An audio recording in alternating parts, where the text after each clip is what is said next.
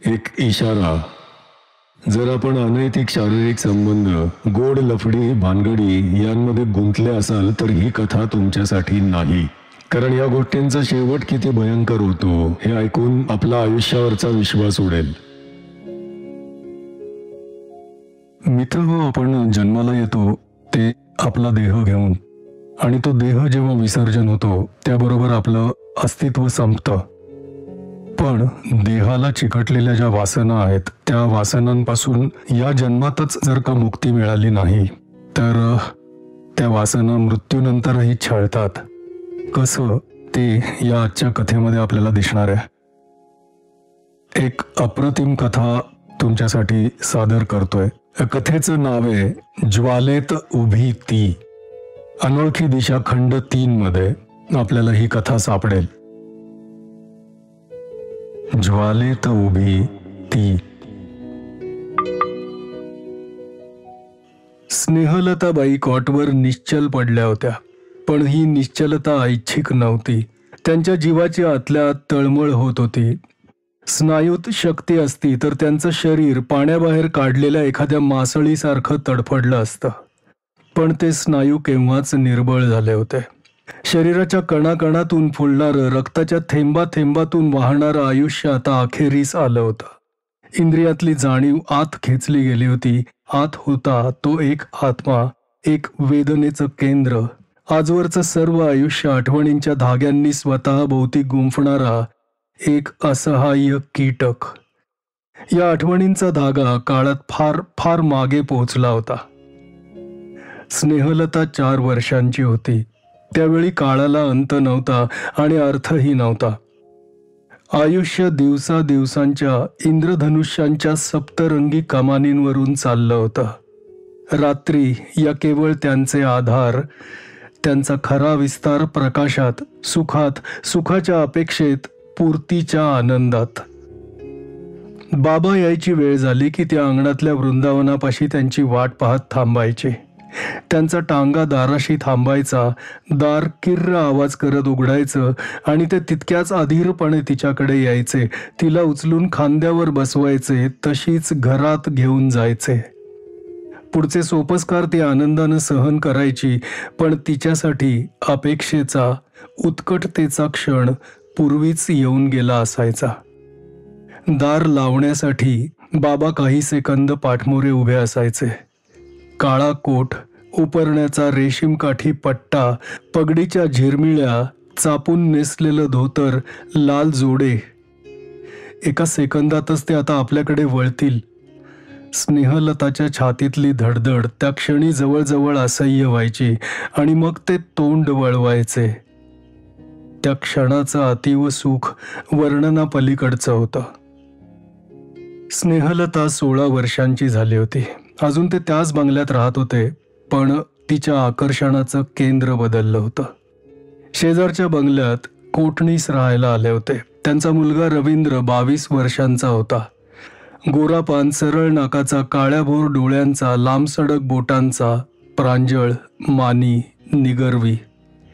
अभ्यासात आणि खेळात सारखाच निपुण. तिच्या सर्वस्वाचं सर्वस्व.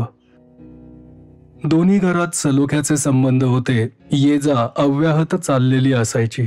पण तशा त्या भेटीत स्नेहलताला गोडी नव्हती. त्या दोघांच्या भेटी अलौकिक होत्या.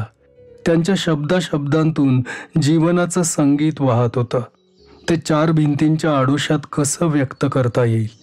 त्याला एकांत हवा, चांदणं हवं, आडोसा हवा, निसर्गाची सोबत हवी, रानपक्ष्यांची साथ हवी.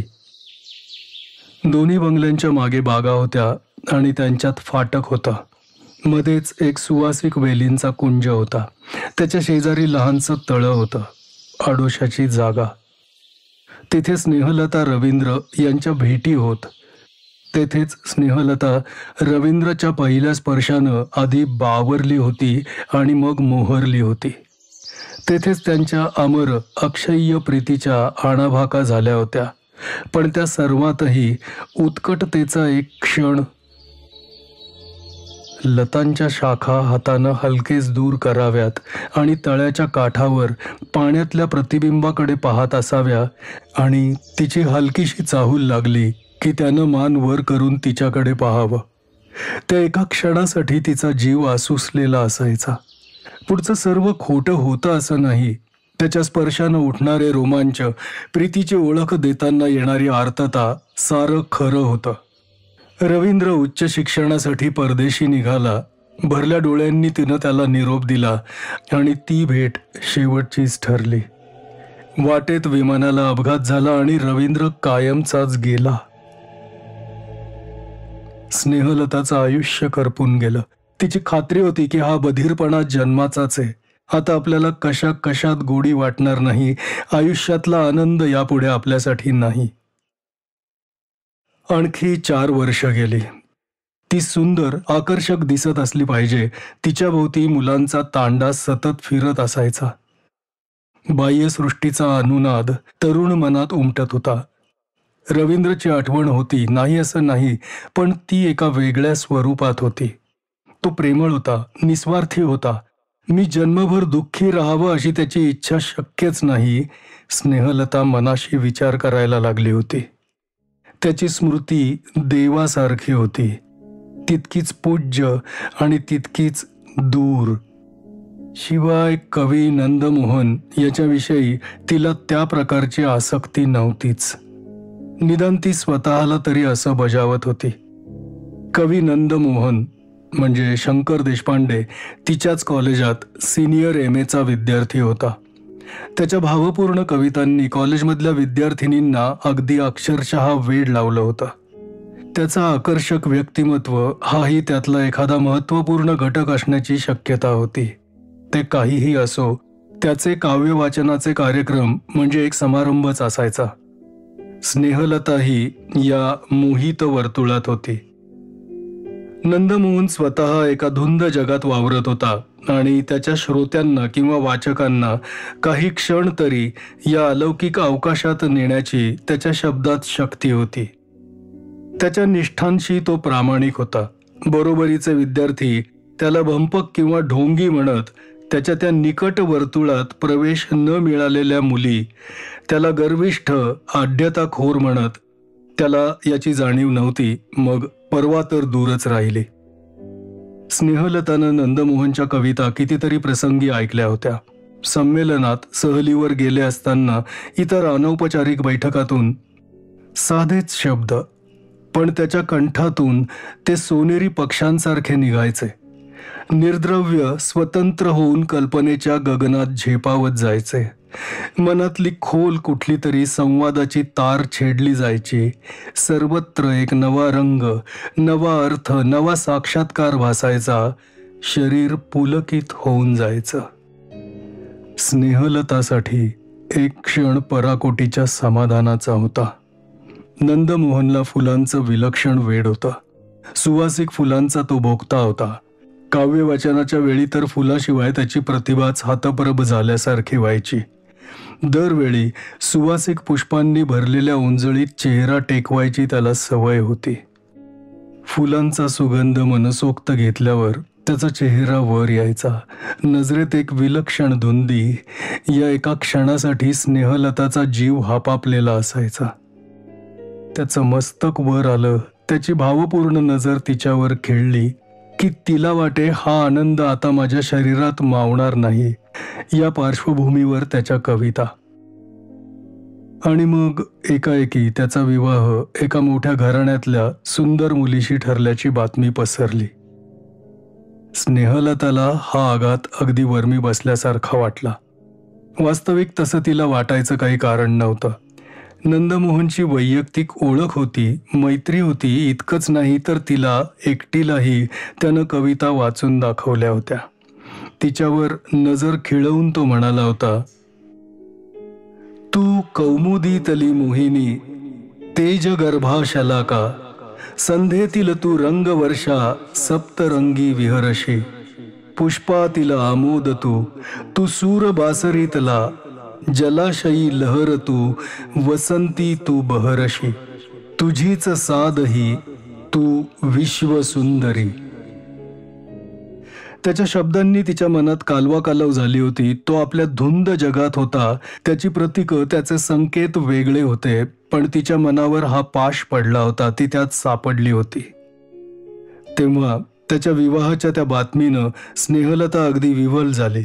आणखीही कित्येक जणी झाल्या असतील, पण ती आपलं दुःख एकटीच भोगत होती. अगदी अनिवार्य वाटणारं दुःख. आणखी 5 वर्ष गेली. स्नेहलता ग्रॅज्युएट झाली होती. घरात तिच्या विवाहाची चर्चा चालली होती. वडिलांनी स्पष्ट शब्दात तिला विचारलं होतं, लता, तू तुझं कुठे जमवलंयस का? आत्ताच सांगायची वेळ आहे. तुझं कल्याण व्हावं, तुझं समाधान व्हावं, हीच आमची इच्छा आहे. तुझं वय लग्नाला योग्य झालंय. तुला आमची स्थळं पाहण्याची पद्धत पसंत नसेल तर तसं सांग. या बाबतीत तुझं काय म्हणणं आहे? आणि तिनं हसत त्यांच्या वरसंशोधनाला संमती दिली होती. रवींद्र नंदमोहन यांच्या आकृती तिच्या मनःचक्षूंसमोर तरळल्या होत्या. आपलं वय आता त्या बालिश चाळ्यांच्या पलीकडे गेलंय असं तिला वाटत होतं. ही हिरो वर्शिप त्या वयाला साजेशी होती. आता तिला व्यवहाराची दृष्टी आली होती. सामाजिक आयुष्य जर यशस्वी व्हायचं असेल तर केवळ रूप किंवा शब्द लालित्य यापेक्षा आणखी काहीतरी आवश्यक असतं, म्हणजे असंही तिलाच वाटत होतं. तेव्हा तिनं वडिलांना संमती दिली. तिच्या रूपाचा, शिक्षणाचा आणि स्वतःच्या संपत्तीचा आणि प्रतिष्ठेचा ते सौदा करणार होते आणि त्याच्या मोबदल्यात एक अनुरूप स्थळ तिच्यासाठी शोधून काढणार होते. हा संकेत अलिखित होता, पण दोघांनाही समजत होता, मान्य होता. डॉक्टर केशव खाडीलकर याच्याशी तिचा विवाह झाला. तिनं केशवला प्रथम पाहिलं तेव्हा तिची प्रतिक्रिया जरा प्रतिकूलच झाली होती. त्याच्या हुशारीबद्दल शंका नव्हती. देशात आणि परदेशात त्यानं मिळवलेल्या पदव्या आणि बक्षिसं ही साक्ष होती, पण त्या विद्वत्तेचं तेज त्याच्या उभट फिकट चेहऱ्यावर कुठे दिसत नव्हतं. प्रॅक्टिस सुरू केलेलं अजून वर्षही पुरं झालं नव्हतं. आत्ताच त्याची प्राप्ती 20,000च्या घरात होती. यश आणि बुद्धी. आपला निर्णय घ्यायच्या आधी स्नेहलताच्या डोळ्यांसमोरची रवींद्रची आणि नंदमोहनची आकृती आणखी स्पष्ट झाली. पूर्वायुष्याची ही ओळख जीवाला मागे खेचत होती. त्या दोघांच्या सहवासात काहीतरी दैवी, अमानवी, उत्कट, स्वर्गीय असा एक अनुभव घेतला होता. त्यांच्यापुढे हा डॉक्टर केशव खाडीलकर. पण अर्थात तिनं शेवटी विवाहाला होकारच दिला. आणखी 7-8 वर्ष गेली. स्नेहलतानं नुकतीच वयाची तिशी ओलांडली होती. डॉक्टरांचं वय 40च्या जवळ सरकत होतं. त्यांचा प्रशस्त बंगला उभा राहिला होता. घरात 2 गाड्या होत्या. त्यातली एक खास स्नेहलतासाठी होती. 4 वर्षांचा मुलगा अविनाश नुकताच मॉन्टेसरी शाळेत जायला लागला होता. डॉक्टर रोटरियन होते. इतर अनेक शैक्षणिक व सामाजिक संस्थांचे सभासद आणि आश्रयदाते होते. यश, पैसा आणि प्रसिद्धी स्नेहलताच्या पायांची लोळण घेत होती. कोणत्याही पुरुषानं तिच्याकडे वळून वळून पाहावं असं तिचं सौंदर्य होतं. कोणत्याही स्त्रीनं हेवा करावा असं तिचं आयुष्य होतं. पण स्नेहलता स्वतः दुःखी नसली तरी असंतुष्ट होती. आयुष्याच्या राजमार्गावरून तिचा प्रवास चालला होता खरा, पण आपण कोणीकडे चाललो आहोत याचं तिला आकलनच होत नव्हतं. मनात वावरणारी ही हुरहुर तिची कायमची सोबतीण होती. शारीरिक सुख हेच आयुष्याचं एकमेव अधिष्ठान नसेलही, पण शरीराच्या काही किमान गरजा तर अवश्य भागायला हव्या होत्या, नाहीतर सुखाला काही अर्थच राहत नाही. केशवचं प्रत्येक समस्येला एकच उत्तर होतं, पैसा, आणखी पैसा. पण एका मर्यादेपलीकडे संपत्ती किंवा ऐश्वर्य समाधान देऊ शकत नव्हतं. तिला कळो वा न कळो पूर्वायुष्यात मनावर उमटलेल्या प्रतिमा इतक्या अस्पष्ट नव्हत्या की साध्या विवाहानं त्या पुसून जाव्यात. वडिलांचा करारीपणा, रवींद्रचा प्रांजळपणा, नंदमोहनची भावोत्कटता, सगळ्यांचीच ती केशवमध्ये अपेक्षा करत होती. मनातल्या एका आदर्श चित्रावर हुकूम त्याची प्रतिमा उमटवण्याचा ती प्रयत्न करत होती आणि अर्थात तो फसला. केशवचा स्वभाव, अपेक्षा सारंच वेगळं होतं. तिच्या अपेक्षा तो पुऱ्या करू शकला नाही. त्याचं वय वाढत चाललं तसं त्या पुऱ्या होण्याची शक्यताही दुरावत चालली.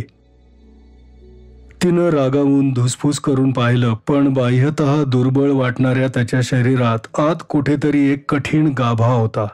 तिच्या मागण्या तर त्यानं धुडकावून लावल्याच, त्याचं मन दुखावण्याचं श्रेय मात्र तिच्या पदरी पडलं. दोघांच्यात जो दुरावा निर्माण झाला तो कायमचाच, कारण तिनं त्याच्या अगदी वर्मावर जखम केली होती. केशवचं आयुष्य, त्याचं काम, त्याच्या कॉन्फरन्सेस, त्याचे क्लब, जुगार, मद्य अशा एका वेगळ्या वर्तुळात फिरायला लागलं. स्नेहलताला मुलगा झाला होता, पण त्यामागे शारीरिक समाधान नव्हतं. जणू काही केशवनं ते एक ऋण म्हणूनच फेडून टाकलेलं होतं आणि मग त्याच्यात एक निर्विकार थंडपणा आला होता. नेमक्या याच वेळी स्नेहलताच्या आयुष्यात जगदीश रावळचा प्रवेश झाला. काळ आणि कल जमून आला होता एवढंच निमित्त. सुखदुःखाच्या उलटसुलट प्रवाहांनी तिच्या जीवनात एक भोवरा निर्माण झाला होता. तिनं आपल्या परीनं आटोकाट झुंज दिली, पण जेव्हा तिची शक्ती संपली, तिचं धैर्य खचलं, ती अगतिक झाली, तेव्हा तिनं किनारा धरला. मागचा पुढचा विचार करण्याची ती वेळ नव्हती किंवा तिला ते भान नव्हतं. तिचं कृत्य समर्थन करण्यासारखं नव्हतं, पण तिच्यासाठी एवढेच 2 शब्द आहेत. प्रकरण 2. जगदीशचा डॉक्टर केशव खाडीलकर याच्याशी कोणत्या संदर्भात संबंध आला हे स्नेहलताला माहीत नव्हतं, पण त्या दोघांचा परिचय मात्र तिच्या डोळ्यांसमोर पाहता पाहता वाढत गेला. जगदीशची केशवला अनेक प्रकारे मदत असली पाहिजे, पण त्याही बाबतीत तिनं प्रथमपासूनच फारसं लक्ष घातलं नाही. जगदीश त्यांच्या घरी येऊ लागल्यावरही ती याबाबतीत गप्पच राहिली. तिच्या स्वभावाशी हे जरा विसंगतच होतं, कारण घरी येणाऱ्या जाणाऱ्यांवर तिचं अगदी बारीक लक्ष असायचं.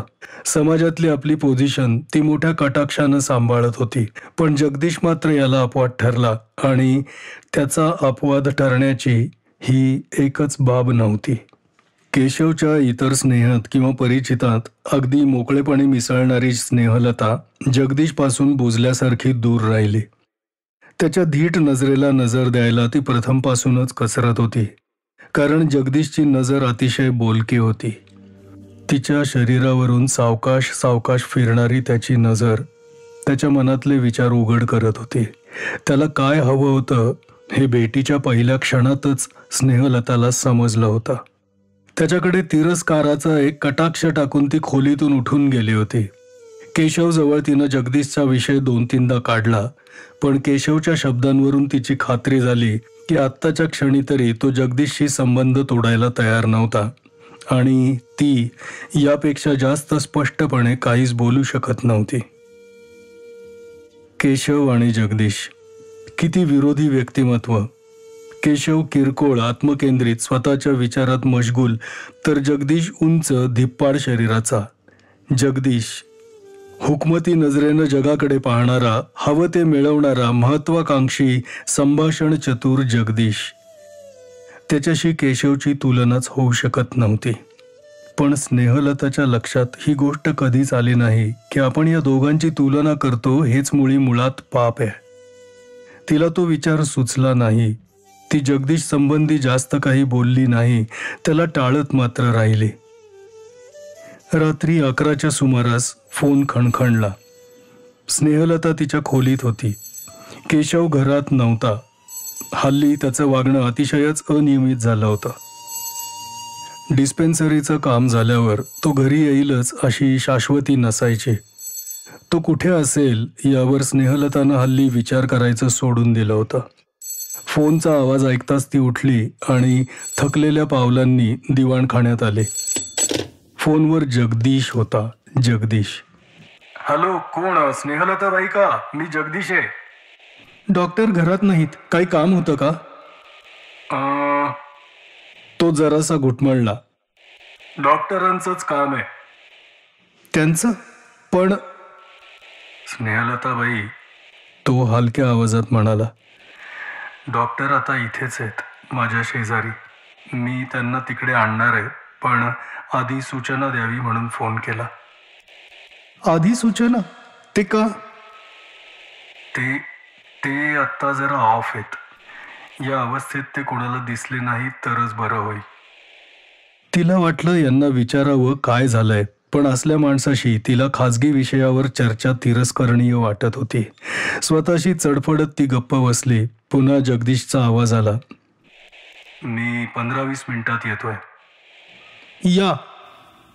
तुटकपणे बोलून तिनं फोन बंद केला. तिच्या मनात संताप उफाळून आला होता, पण राग कोणावर काढायचा. ती तिथेच हॉलमध्ये बसून राहिली. नशीब एवढंच की गडी माणसं मागच्या आउट हाऊसमध्ये झोपायला गेली होती. बाहेर गाडी थांबल्याचा आवाज आला. तिनं दार उघडलं. गाडी जगदीशनं स्वतःच आणली होती. मागचं दार उघडून तो आत वाकला आणि केशवला अर्धवट उचलून अर्धवट ओढत त्यानं आत आणलं आणि सोफ्यावर निजवलं. त्याच्या मागे दार बंद करून स्नेहलता खोलीत आली आणि केशवकडे पाहत उभी राहिली. केशव दारूच्या कैफात होता. सोफ्यावर टाकला होता तसाच वेडावाकडा पडून राहिला होता. अर्धवट उघडलेल्या तोंडातून बाहेर लाळ ठिपकत होती. तोंडानं तो काहीतरी पुटपुटत होता. तिला त्याच्याकडे पाहता पाहता विलक्षण किळस आली. आत खोल कुठेतरी उगम पावलेला तिरस्कार झिंझिणत मेंदूपर्यंत पोहोचला. क्षणभर तिला रागानं तिरमिरी आली. संतापाच्या भरात ती एकदम पुढे आली आणि तिनं एकामागून एक अशा 4-5 थपडा केशवच्या तोंडावर लावून दिल्या. वर्षांपासून आत कोंडून राहिलेला राग, तिरस्कार आता उफाळून वर आला होता. जगदीशच पुढे झाला आणि त्यानं तिचा हात धरून तिला मागे ओढलं. तो म्हणत होता, स्नेहलताबाई थांबा थांबा, ते आत्ता शुद्धीवर नाहीत. त्याचा स्पर्श शरीरातून वीज खेळत गेल्याचा तिला भास झाला. केशववरचा संताप तेव्हाच ओसरून गेला. मागे राहिली ती स्वतःबद्दलची कीव. रागाबरोबर शक्तीही गेली. ती एकदम असहाय्य झाली आणि डोळ्यातून गळागळा पाणी आलं. जगदीशनंच तिला एका खुर्चीकडे नेलं. तिच्या पाठीवरून हात फिरवून काहीतरी बोलून तिचं सांत्वन करण्याचा प्रयत्न केला. पण तिच्यापुरती सर्व सृष्टी एका क्षणात उलटी पालटी झाली होती. केशववरचा राग गौण होता. तिच्या मनात राहिला होता तो जगदीशचा स्पर्श. एक अगदी नवा अनुभव. जगदीशला काय हवं होतं ते तिला पूर्वीच समजलं होतं. तिला स्वतःला काय हवं होतं ते तिला त्या क्षणी समजलं. स्वतःची शरम वाटण्याच्या अवस्थेपलीकडे ती गेली होती. एकच गोष्ट तिला जाणवली होती, त्याच्या स्पर्शानं शरीर मोहरून आलं होतं. छाती धडधडायला लागली होती. नाडी दौडायला लागली होती. मनानं हा इशारा फार फार पूर्वी दिला होता. आता ती गोष्ट अटळ, अपरिहार्य झाली होती. ती केव्हा होणार एवढंच काय ते ठरायचं होतं. तिच्या वागण्यात त्याच क्षणी काहीतरी सूक्ष्म पण लक्षात येण्यासारखा बदल झाला असला पाहिजे. जगदीशच्या भेदक नजरेतून तो सुटला नसावा, कारण त्या प्रसंगापासून त्याचं वागणं आणखीच धीट झालं. केशवला ती रात्र कितपत आठवत होती कोणास ठाऊक. आत्मसमर्थनाचा त्यानं 1-2 वेळा क्षीण प्रयत्न केला, पण स्नेहलताची त्यावरची प्रतिक्रिया इतकी प्रखर होती की तो गप्प बसला. त्याच्या वागण्यात काही बदल झाला नाही आणि स्नेहलताला आता त्याच्यात काही स्वारस्यही राहिलं नव्हतं. त्याच्या संबंधी तिच्या मनात विलक्षण तिटकारा निर्माण झाला होता. त्याचा स्पर्शही तिला कल्पनेत सुद्धा असह्य वाटत होता. आणि केशवनं तिच्याजवळ येण्याचा प्रयत्नही केला नाही. ती केशवपासून जितकी दूर जात होती तितकीच जगदीशकडे आकर्षिली जात होती. अजूनही ती त्याच्यासमोर उभी राहत नव्हती, त्याच्याशी बोलत नव्हती. कदाचित आता तिला रागाऐवजी भीती वाटायला लागली असावी, कारण स्वतःचे विचार ती यापुढे लपवू शकत नव्हती. जगदीशच्या धीट नजरेत इच्छेबरोबर आता अपेक्षा आली होती. वारा कसा वाहत आहे हे त्यानं ओळखलं होतं. फक्त तो संधीची वाट पाहत होता. त्याला तर काही बोलण्याची आवश्यकताच वाटत नव्हती. शारीरिक आकर्षणाच्या पाशात ती सापडली होती. ते पाश तिला जगदीशकडे कणाकणांनी ओढत होते. शेवट अटळ होता. फक्त तो केव्हा येणार एवढंच ठरायचं बाकी होतं. आणि जेव्हा तो क्षण आला तेव्हा स्नेहलता, स्थळ, काळ, तिची स्वतःची प्रतिष्ठा, तिचं सामाजिक स्थान सारं काही पार विसरून गेली. 2 तास आधी तिला याची कल्पना नव्हती, इतकं अवचितपणे सारं घडलं. ती आणि केशव एका अत्यंत आवश्यक अशा सोशल पार्टीला गेली होती. बाह्य जगापुरतं त्यांनी पती-पत्नीचं नातं सांभाळलं होतं. पार्टीला जगदीश हजर होता, हा पहिला धक्का. पार्टीच्या शेवटी जेव्हा खास कार्यक्रम सुरू झाला आणि केशव तिच्या संकेतांकडे लक्ष देईन असा झाला, तेव्हा ती अस्वस्थ झाली. तिथे राहणं तिला क्षणाक्षणाला जास्त असह्य व्हायला लागलं. स्नेहलताबाई, मी तुम्हाला घरी सोडू का? जगदीशचा आवाज अचानकपणे तिच्या कानी आला. त्याच्या तापलेल्या डोळ्यांवरूनच तिनं ओळखलं की आता वेळ आली आहे. आणि मग एक संतापाचा विचार मनात आला. तिनं मन का मारावं? ती कोणाला जबाबदार होती? तिच्या मागण्यांना काहीच किंमत नव्हती का? पण तरीही तिला स्वतःचे शब्द ऐकून नवल वाटलं. तुम्हाला काही त्रास होत नसेल तर? नाही हो, त्रास कसला? मग प्लीज, थँक्यू. त्यांना बाहेर पडताना केशवनं पाहिलं का नाही कोणास ठाऊक. यजमानांचा ओझरता निरोप घेऊन ती बाहेर पडली. आजवरच्या तिच्या आयुष्याला त्या क्षणी तडा गेला. चित्रांचे कोन बदलले, पातळी बदलली, विसंगती आली. पुढचे प्रसंग तिच्या मनात असंबद्ध आठवणीच्या रूपात होते. प्रखर प्रखर आठवणी. गाडीतला लहानसा प्रवास, एक बंगला, तिचा तर खासच नाही, एक लाल खोली आणि जगदीश. जगदीश, सारखा आणि सर्वत्र जगदीश. तिच्याशी हळुवारपणे बोलणारा, तिची काया बाहुपाशात घेणारा आणि मग तिचं शरीर पुरुषी कठोरपणानं कुस्करणारा जगदीश. तिच्या डोळ्यांसमोर त्याचा चेहरा तेवढा होता. किंचित तापट डोळे, कपाळाच्या कडांवर बारीकसा घाम, कानशिलावरच्या थडथडणाऱ्या शिरा, तिच्या ओठांचा हिंस्त्र शोध घेणारे त्याचे ओठ, कसला तरी सेंट. आणि मग ती तिच्या घरी होती, तिच्या खोलीत होती. ही तर केवळ सुरुवात होती. ही तर आग भडकवणारी एक ठिणगी होती. तो अग्नी भडकला. त्या ज्वाळांच्या आचेवर तिचं शरीर धरलं होतं. त्या आचेत रक्त उकळत होतं. डोळ्यांवर एक धूसर लाल झापड आली होती. केशवचं अस्तित्वच कुठेतरी गडप झालं होतं. या ज्वाळेचा पहिला बळी केशव होता. तो केव्हाच पार होरपळून नाहीसा झाला होता. तिच्या मनपटलावरून त्याची प्रतिमा केव्हाच पुसली होती. तिच्या मनाचा सारा सारा अवकाश जगदीशनं व्यापला होता. त्याच्याशिवाय तिथे इतर कशालाही जागा नव्हती, वाव नव्हता, शिरकावही नव्हता. एक आस, एक ध्यास, एक ओढ. केव्हाही, कसाही, कुठेही जगदीशच मात्र.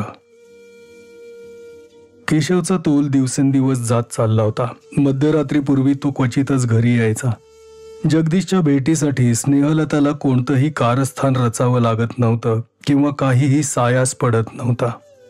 न भागणारी ही भूक, सर्वांचा स्वाहाकार करणारा हा अग्नी तिच्या शरीरात धडधडत होता. त्याची जणू तृप्तीच होत नव्हती. 5-1 महिन्यांनी तिला हवी तशी संधी सापडली. केशव कसल्या तरी कॉन्फरन्ससाठी 12-13 दिवस बाहेरगावी जाणार होता. 12-13 दिवस, सोन्याचे दिवस. पण त्यांच्यावर तिला बंधनं नको होती, कोणताही काच नको होता. म्हणून हिल स्टेशन, ते सुद्धा फारसं प्रसिद्ध नाही असं, आणि तिथलं आडबाजूचं गैरसोयीचं असं एक लॉज. दिवसाचे 24 तास स्नेहलता जगदीशच्या सहवासात होती. पहिले 3-4 दिवस तिला इतर कशाची शुद्ध सुद्धा नव्हती. असं वाटत होतं की ही सुखाची पराकोटी आहे. तिला वाटलं स्वर्गसुख कशाला म्हणतात ते मला आता कळतंय. सुखाचं एक अक्षय भांडारच तिच्या हाती आल्यासारखं तिला वाटत होतं. 4था दिवस उजाडला तेव्हा ती तीव्रता जरा कमी झाल्यासारखी वाटली. अवतीभोवती पाहायला तिला आत्ता कुठे सुचलं.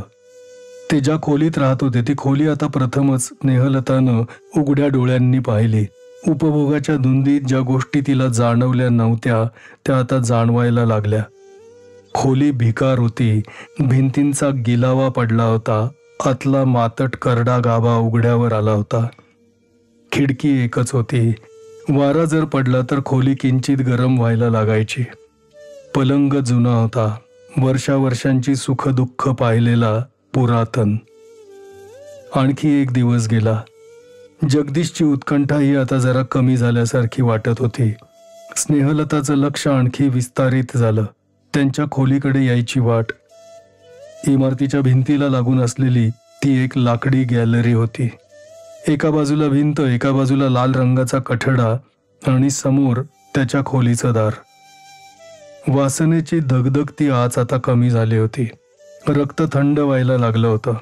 एकमेकांजवळ आल्याशिवाय सर्व दिवस राहणं शक्य झालं होतं नाही, राहावंसं वाटत होतं. मधूनच तिला घरची आठवण येऊन जात होती.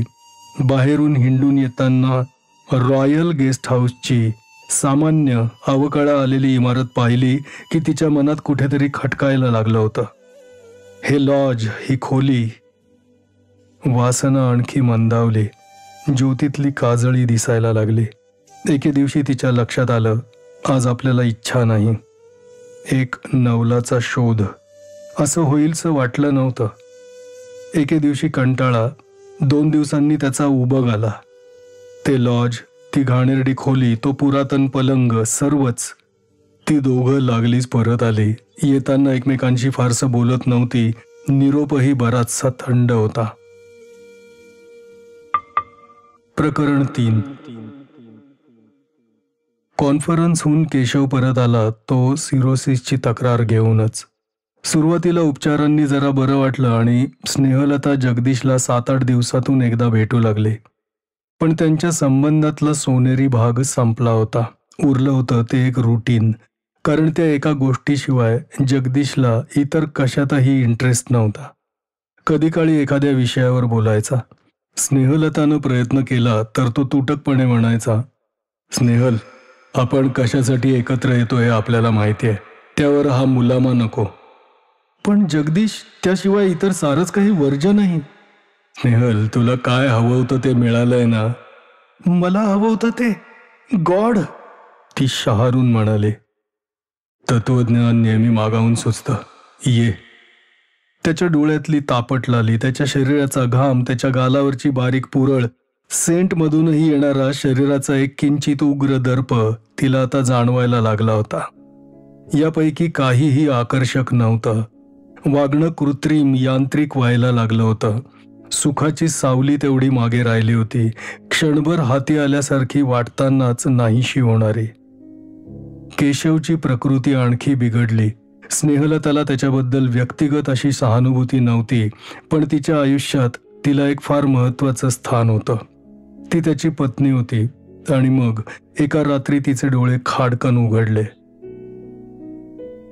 केशव असणं तिच्या दृष्टीनं फार फार अगत्याचं होतं. तो होता तोवर जगदीश दूर होता, कारण इतके दिवस मनात खोलवर दडवलेलं सत्य आता उघड झालं होतं. जगदीशबद्दल तिच्या मनात आता कोणतंही आकर्षण राहिलं नव्हतं. त्याची भेट हा शरीरावरचा आणि मनावरचा एक ताण झाला होता. त्यात आता नुसता कंटाळा होता, निरुत्साह होता. त्याचं द्वेषात रूपांतर होण्यापूर्वीच हा संबंध तोडायला हवा होता. आणि केशव असेपर्यंत हे शक्य होतं. समजा जगदीशनं विवाहाची मागणी केलीच तर. नाही नाही, तिच्या शरीरावर एक सरसरता काटा येऊन गेला. केशव हेच तिचं संरक्षण होतं. तो जगायलाच हवा होता. केशव त्यानंतर 3 वर्ष जगला, पण त्याची प्रकृती मूळचीच निकोप नव्हती. व्यसनानं आणि अतिरेकानं ती आणखी खालावली होती. पैसा आणि डॉक्टरी कौशल्य यांच्या बळावर त्यानं 3 वर्ष रखडत कशी तरी काढली आणि मग तो गेला. कालचक्र अव्याहतपणे फिरतच होता. केशवची आठवण फार दिवस मागे राहिली नाही. त्याचा विमा आणि इतर इन्व्हेस्टमेंट्स यांनी ती आर्थिकदृष्ट्या कायमची स्वावलंबी होती. अविनाश मोठा झाला, मॅट्रिक झाला, कॉलेजमध्ये गेला, इंजिनियर झाला, फिरतीच्या नोकरीवर रुजू झाला. त्याचे आणि स्नेहलताचे संबंध मैत्रीचे होते, कारण कोणीच कोणाकडे कशाची मागणी करत नव्हतं. भावनेच्या भरात कोणाच्याही अति निकट जाऊ नये हा धडा स्नेहलता चांगलीच शिकली होती. जगदीश तिला अधूनमधून दिसायचा. त्याची ती शिकारी नजर अजूनही आपलं सावज शोधत होती. पण इतक्या दिवसांनंतर स्नेहलताच्या मनात त्याच्याबद्दल काहीही वैरभाव नव्हता. आणि एके दिवशी तिला कळलं की जगदीश अगदी अचानकपणे वारला. त्या बातमीनं तिच्या मनातली उरली सुरली धास्ती नाहीशी झाली. वयाच्या 53व्या वर्षी स्नेहलता ही अशी होती. एक धार्मिक, दानशूर, हुशार, कर्तबगार स्त्री. सामाजिक, शैक्षणिक आणि स्त्रीविषयक प्रश्नात आपुलकीनं लक्ष घालणारी, कोणालाही मदतीचा हात देणारी, एक आदर्श जीवन. ताप आला तेव्हा तिला कल्पना नव्हती की या दुखण्यात आपल्या आयुष्याचा शेवट होणार आहे. आयुष्याची तिला आसक्ती नसली तरी आत्ताच शेवट व्हावा अशी ही इच्छा नव्हती. पण आजार बळावला. शास्त्रीय वैद्यकीय उपचार निरुपयोगी ठरले आणि ती जाणार ही गोष्ट उघड झाली. मृत्यूचा भीषण लाल प्रकाश समोर धगधगत होता. त्या लाल झोतात तिचं सर्वच्या सर्व आयुष्य उजळून निघालं होतं. मनाचे सर्वच्या सर्व कप्पे खोलले गेले होते. अगदी लहान सहान आठवणीही आता प्रकर्षानं जाणवत होत्या. बाह्येंद्रियांची शक्ती आता जणू मनात साठवली गेली होती. सर्वच्या सर्व आयुष्याचा एक विहंगम पट तिच्या समोर पसरला होता आणि आता स्नेहलता भेदरली होती. पुढे काय होणार आहे याची काहीही कल्पना नव्हती. मृत्यूचा विचारही मनाला शिवत नव्हता तेव्हा पापपुण्याच्या कल्पनांना महत्त्व नव्हतं. पण आता मृत्यू समीप आला होता, हाकेच्या अंतरावर आला होता आणि स्नेहलता आपलं आयुष्य आठवत होती. त्यातला प्रसंगांप्रसंग सूक्ष्मदर्शक यंत्राखाली घालून पडताळून पाहत होती. हे कसं होतं, हे योग्य होतं का अयोग्य होतं? तिला वाटलं की पुरुषांसंबंधी आकर्षण हा आपल्या जीवनाचा स्थायी भावच होता. वडिलांच्या भेटीची आतुरता, रवींद्रचं आकर्षण, नंदमोहनची जादू, केशवशी विवाह, जगदीशचा संबंध या साऱ्यातून तोच तो एक अखंड धागा ओला गेला होता. तो अजूनही अतूट होता. आता ती स्वतःशी मोकळ्या मनानं कबूल करू शकत होती की वयाची 50शी उलटल्यावरही तिच्या मनातलं हे आकर्षण कमी झालं नव्हतं. पण हे सर्व मानसिक होतं. पापाची व्याख्या इतकी काटेकोर असेल यावर तिचा विश्वास नव्हता. नकळत तिनं मनातल्या मनात इच्छा आणली असेल. कोण असं करत नाही. तो तिचा दोष खासच नव्हता. अर्थात एक अपवाद सोडून जगदीश. त्या कृतीला एकच नाव होतं, एकच नाव, एकच नाव.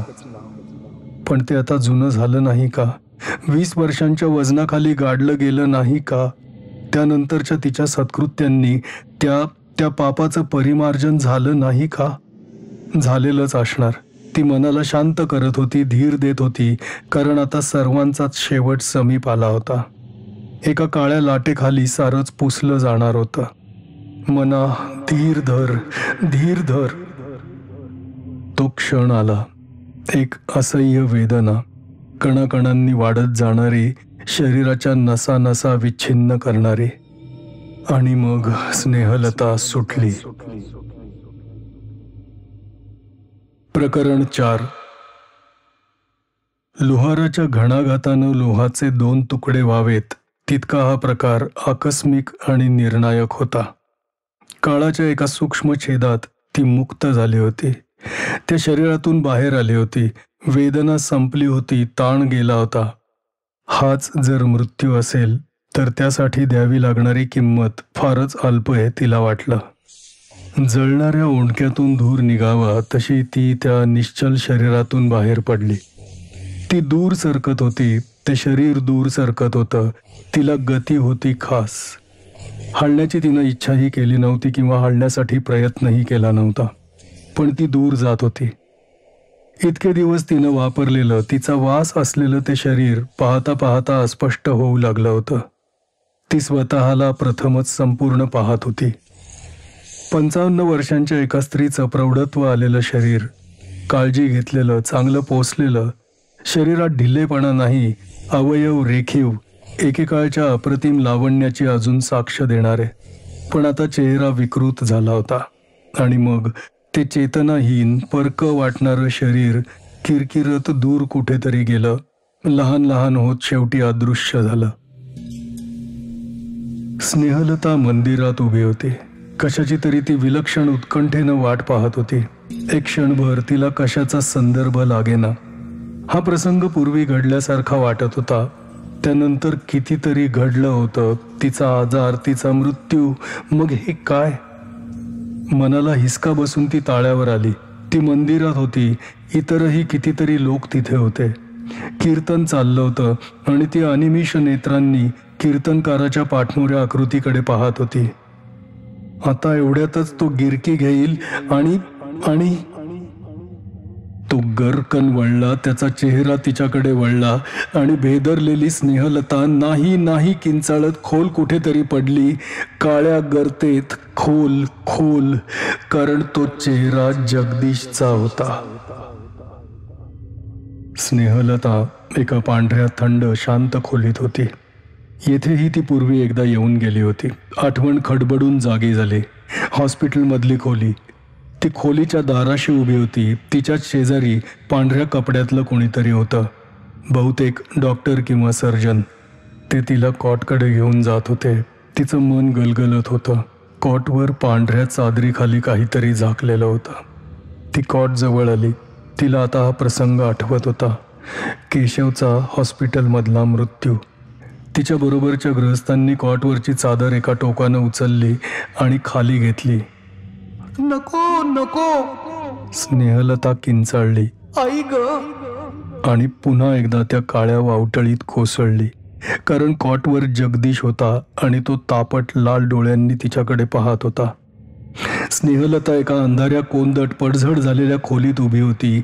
आठवण नागासारखी फणा उभारून आली. Royal guest house.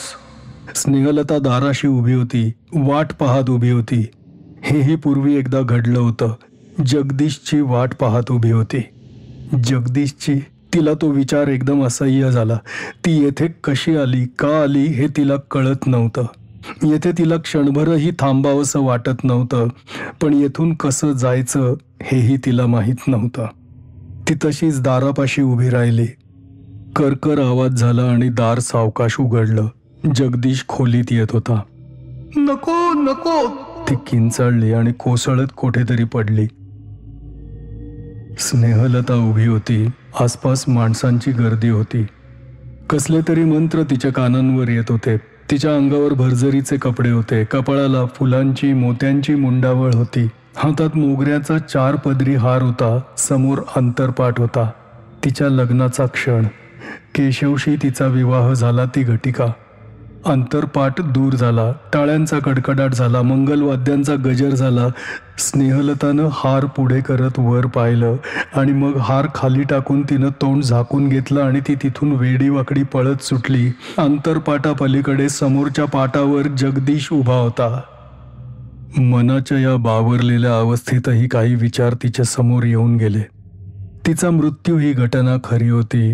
आता तिला येणारे विचित्र अनुभव, म्हणजे खरे का खोटे, तिला एकटीलाच जाणवत होते का त्या प्रसंगातील इतर व्यक्तींनाही, का सर्व कल्पनाच? तिला येणारे हे विचित्र अनुभव मृत्यूनंतरचे होते. सर्व प्रसंगांना एक क्रम होता, एक दिशा होती. वर्तमानातून ती भूतकाळाकडे जात होती. तिच्या आयुष्यात पूर्वी घडलेल्या घटना तिला वाटेत खुणेच्या दगडासारख्या भेटत होत्या. हे कोठपर्यंत चालणार होतं? ती जन्मली त्या वेळेपर्यंत? आणि मग तिची अस्मिता कशात विलीन होणार होती? सर्व आयुष्याचा एवढाच अर्थ होता? लहान मुलानं एखादी चित्रपट्टी उलगडावी आणि परत गुंडाळून ठेवावी असलं? पण दरवेळी हा जगदीश का दिसत होता? तिला त्याचंच खरं भय वाटत होतं. केशवशी तिचा विवाह झाला तेव्हा तर तिनं जगदीशला पाहिलेलाही नव्हता. मग तो येथे आला कसा? तिच्या मनावरून भीतीची बर्फाळ शहार सरसरत गेली. स्नेहलता दगडी पायऱ्यांवर बसली होती. दगडी पायऱ्या एका प्रचंड इमारतीकडे जात होत्या. इमारत हिरव्यागार वेलींनी झाकली गेली होती. तिचं कॉलेज. तिच्या शेजारीच कोणीतरी बसलं होतं. फुलांचा सुगंध तिच्यापर्यंत पोचत होता. उंजळभर फुलात चेहरा बुडवून कोणीतरी तिच्या शेजारी बसलं होतं आणि तो चेहरा वर येण्याची स्नेहलता उत्कंठेनं वाट पाहत होती. आणि फुलांच्या उंजळीतून जगदीशचा चेहरा वर आला. स्नेहलता किंचाळत त्याच्यापासून दूर दूर पळाली. इथेही तोच, इथेही तोच, ती स्वतःशी बडबडत होती. स्थळाला अर्थ नव्हता, वेळेलाही अर्थ नव्हता. स्नेहलता एका ओळखीच्या वाटणाऱ्या बागेतून चालली होती. तिच्या वडिलांचा बंगला. तिचं मन अधीर झालं होतं. 2 दिवसात रवींद्रची भेट झाली नव्हती. आता ती त्याच्या भेटीसाठी अगदी कासावीस झाली होती. कारंजा जवळच्या त्या कुंजात, कमळाच्या तळाच्या काठावर तो असायलाच हवा. उत्कंठेनं शरीराला वाऱ्याचा वेग दिला होता. हवेवर चालल्यासारखी ती कुंजाजवळ आली. क्षणभर धडधडत्या छातीनं बाहेर उभी राहिली आणि मग वेली हातानं हलकेच दूर करून तिनं पाय आत ठेवला. आत रॉयल गेस्ट हाऊसची खोली होती. प्रकरण 5. ती त्या खोलीत होती आणि जगदीश समोर उभा होता. तिचा अडखळलेला श्वास स्फोटासारखा बाहेर आला आणि मग एक आवंढा गिळून ती कसंबसं म्हणाली, जगदीश, तुम्ही माझा पाठलाग का करता? पाठलाग? वेडी आहेस स्नेहल, तुला कळलं नाही का? काय? ती दबलेल्या आवाजात म्हणाली, इथे कोणी काही करत नाही, सर्व गोष्टी आपोआप होतात. त्याचे शब्द फुतकारासारखे फेकले जात होते. माझ्या मृत्यूपासून मी येथेच आहे स्नेहल, मृत्यूच्या क्षणापासून. 18 वर्ष? ती जवळजवळ स्वगतच म्हणाली.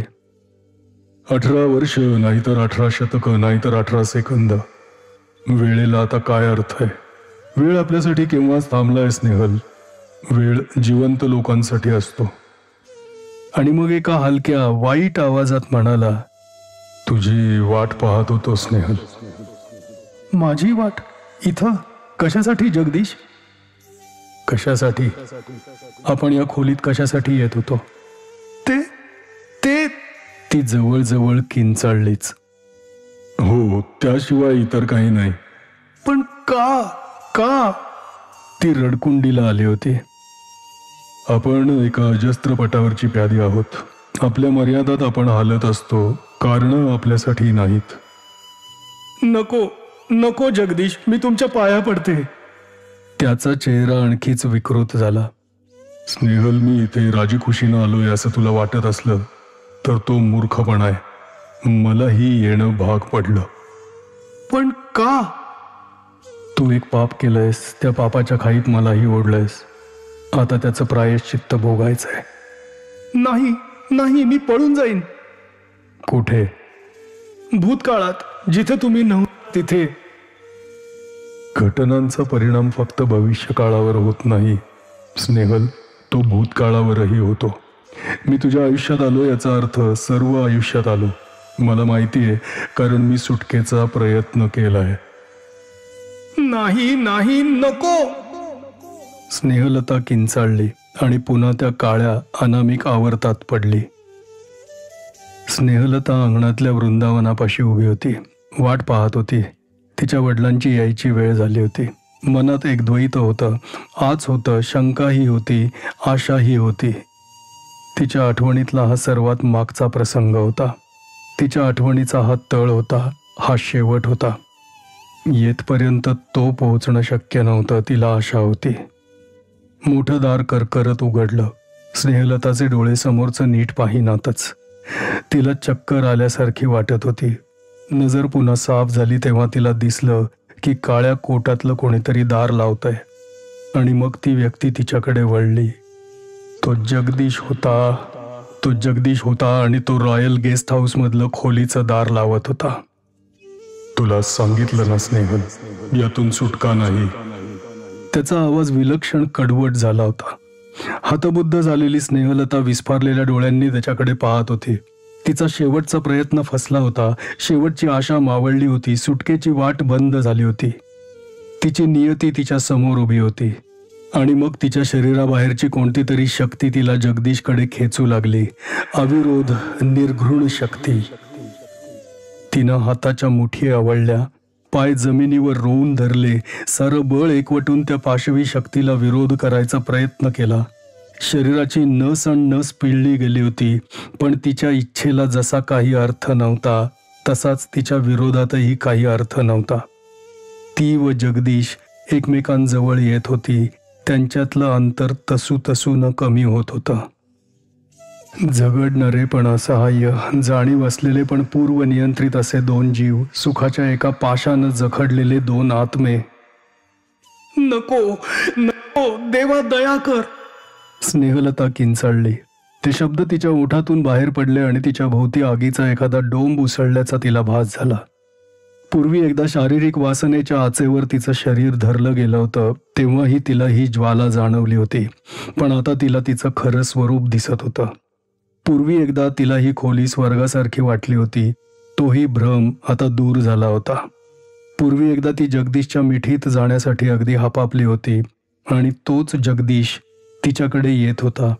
तेच ते तापट डोळे, तोच तो कपाळावरचा घाम, तोच तो चेहऱ्यावरचा पुरळ, क्षणाक्षणाला अधिक स्पष्ट होत जाणारा.